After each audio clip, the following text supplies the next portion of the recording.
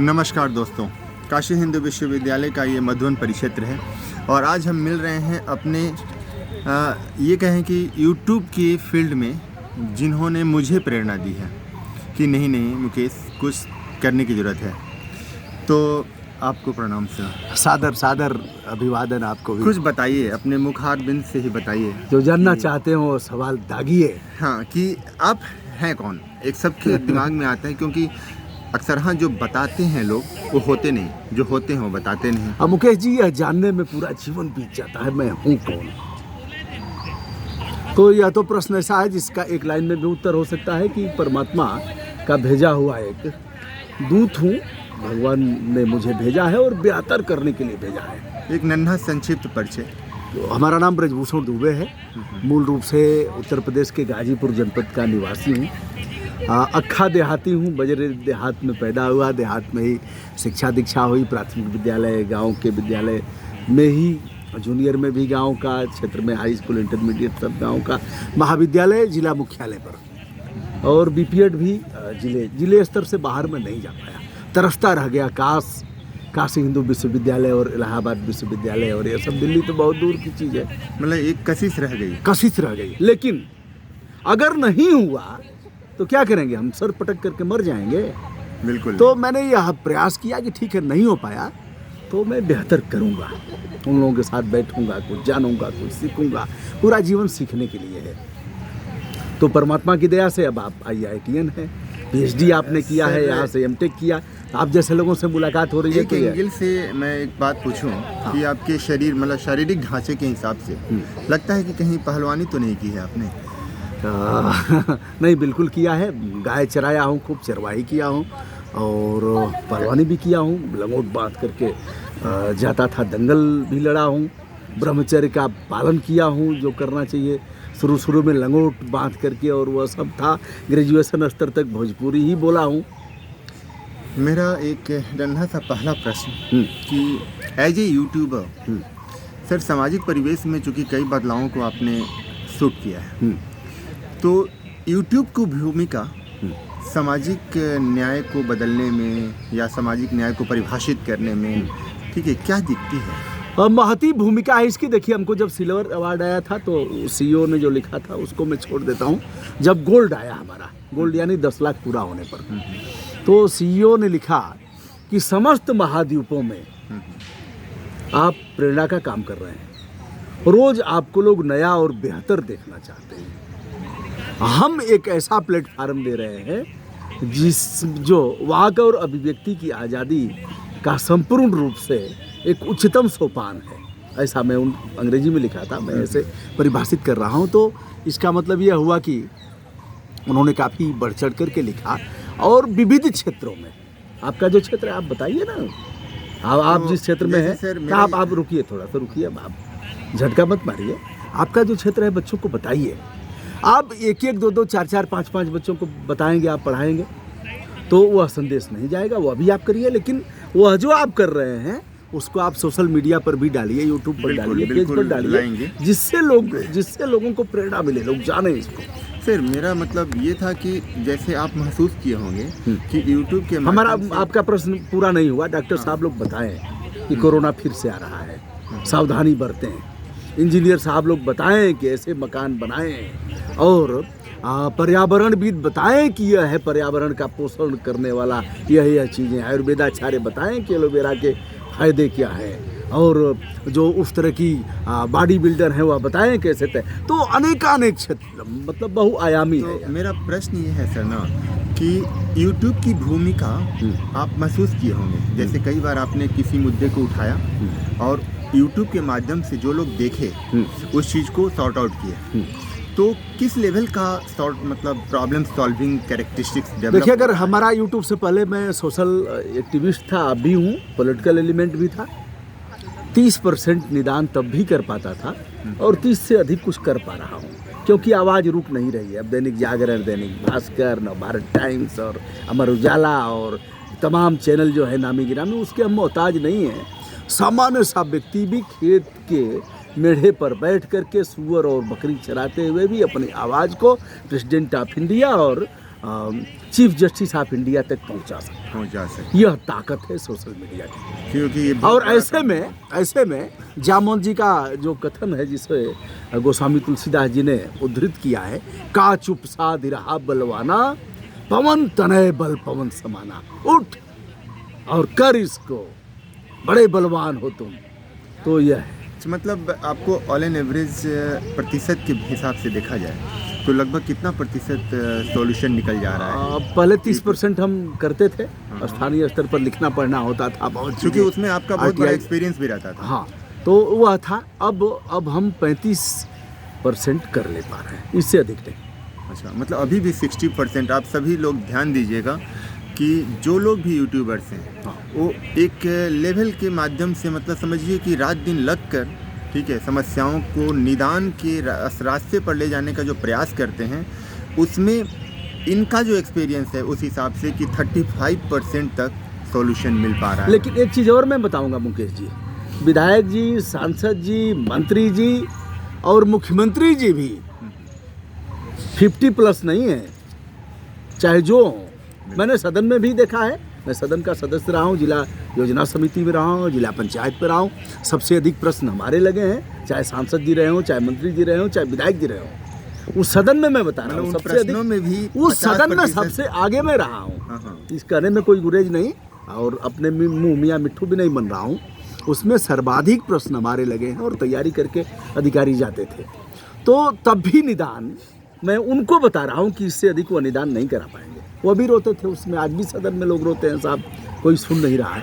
तो इस तरह से मैं कह रहा हूँ कि 35% भी निदान कराना काफ़ी बात रहे, इसको और भी बढ़ना। सर, सबसे बड़ी बात है कि प्रतिशत के रूप में चीज़ों को डिफाइन करना सबके बस की बात नहीं है। ये प्रश्न बिल्कुल आसान लगता है, मगर आंकड़ों के ध्यान को देखें तो कई लोग कई कैलेमिटीज को आंकड़ों के रूप में कन्वर्ट करते हैं। हाँ, ठीक है मुकेश जी, इसमें एक चीज़ है कि और भी हथियार हमको चलाना है कि जो हम कर रहे हैं उसको ट्वीट करें, रीट्वीट करें, लगातार भेजते जाएं, उनको मेल करें, जो संसाधन है।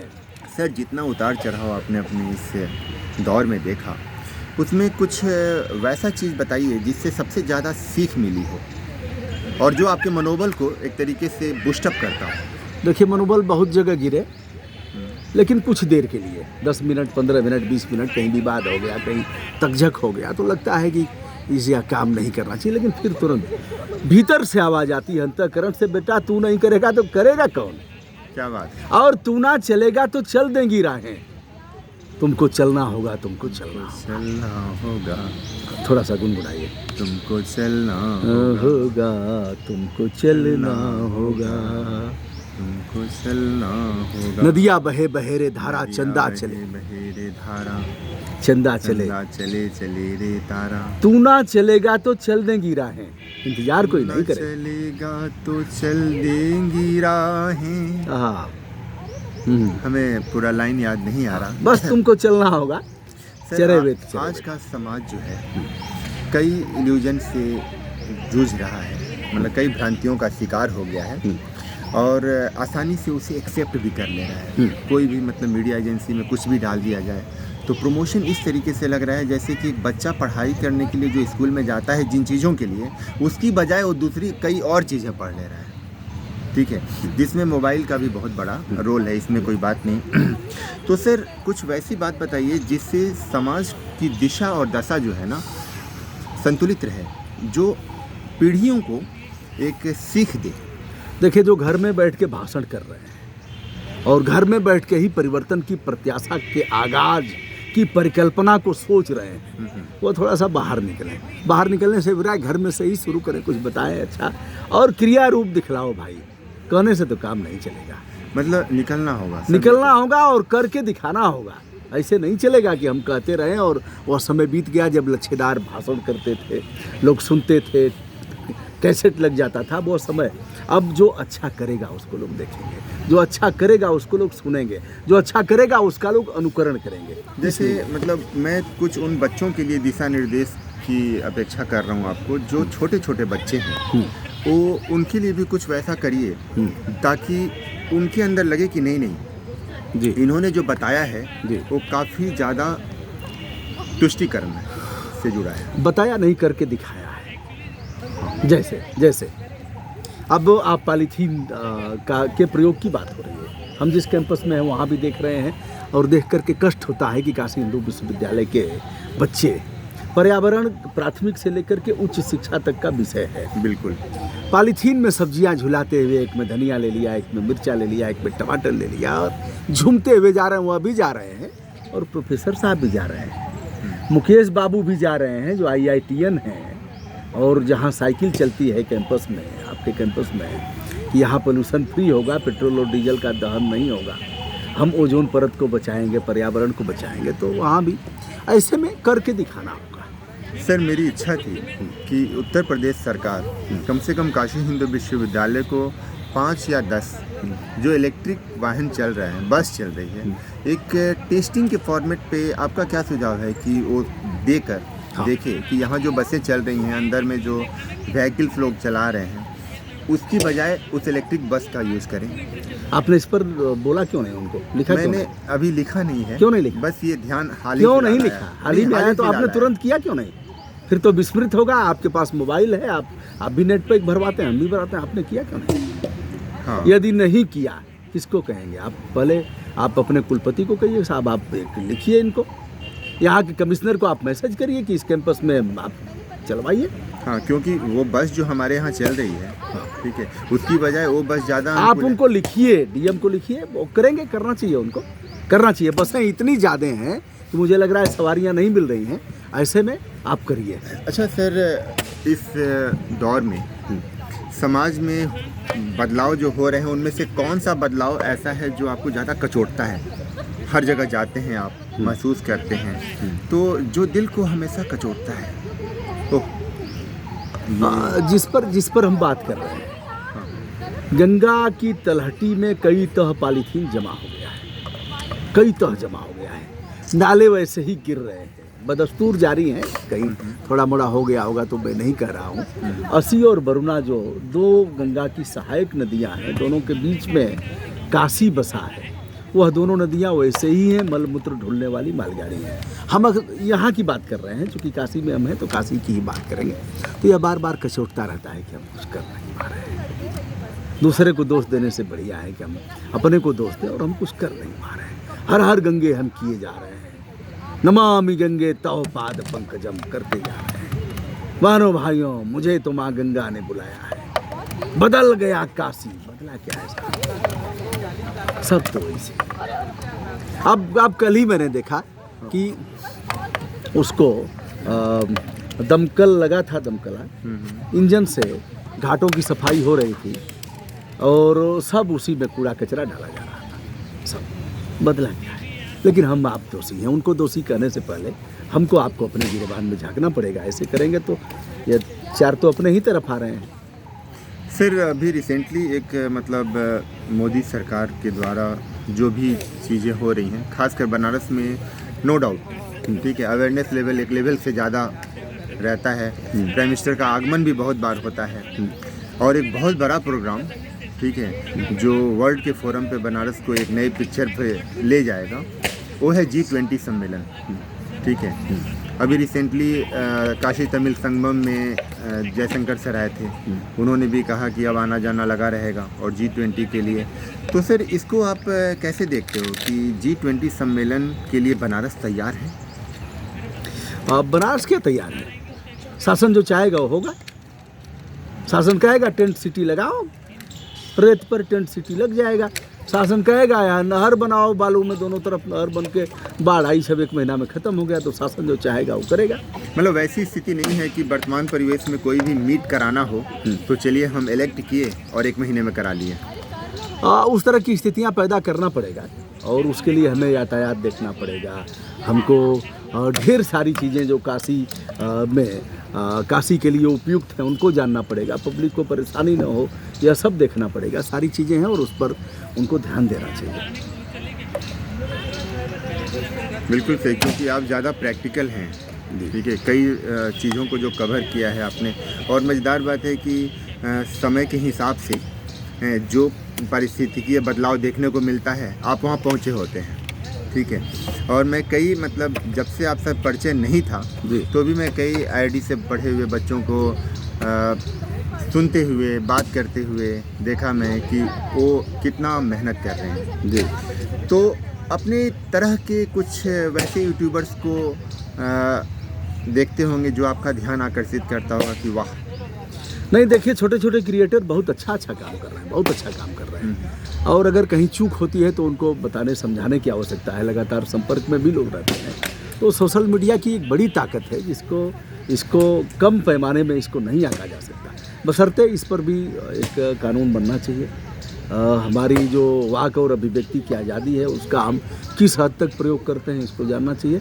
और इसकी ताकत का एहसास हमको भी है, शासन को भी करना चाहिए, नंबर 1। और यह परिवर्तन का सूत्रपात करेगा। अच्छा सर, एक चीज़ ये भी है कि जैसे घरों में हम देखते हैं ना कि आप अगर खैनी खाते हैं तो आप लाख कोशिश करें कि आपके पीछे वाला खैनी ना खाए, मगर वो खा लेता है, वो भी छिप कर। तो किस तरीके से स्क्रीन पे कोई बात जो रखी जाए, ठीक है, उस बात को हम सोचें कि वो बच्चा जिसको हम कहने जा रहे हैं वो आत्मसात करता हुआ चले। देखिए, तो हमारे आचरण की पवित्रता से ही वो सीखेगा, सिखाने से नहीं सीखेगा। हम खैनी मंगाएं उससे और कहेंगे तुम मत खाना, ऐसे कैसे होगा? तो ये तो सर वो बात हुई जो प्रैक्टिकल में हम एक दूसरे के पास होते हैं, लेकिन जब यूट्यूब पे हम कोई चीज़ कहते हैं कि नहीं आप सही रहो, आप खैनी मत वो खाओ। जान जाएगा कि खाते हैं कि नहीं खाते हैं। अच्छा, उसको पता लग जाएगा कि इनका तो ये लाल लग रहा है, इसमें इन्होंने खाया होगा, उसका खा रहे हैं, इनका दांत तो तो ऐसा लग रहा भारत है। की और विश्व की आम लोग जनता बड़े जानकार हैं।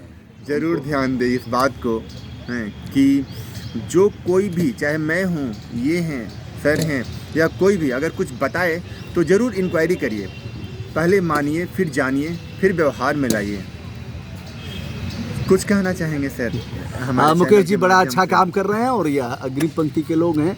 मैं चाहूँगा और भी बेहतर करें, समाज के लिए इनकी प्रासंगिकता, इनका योगदान, इनकी उपादेयता सभी के लिए शुभ हो और रुकना नहीं है, कल कभी नहीं आपके आता। लिए सर एक लाइन हम कहना चाहेंगे कि तुम हो तो ख्वाब है, तुम हो तो ख्वाब है, नहीं तो तू ही ख्वाब है।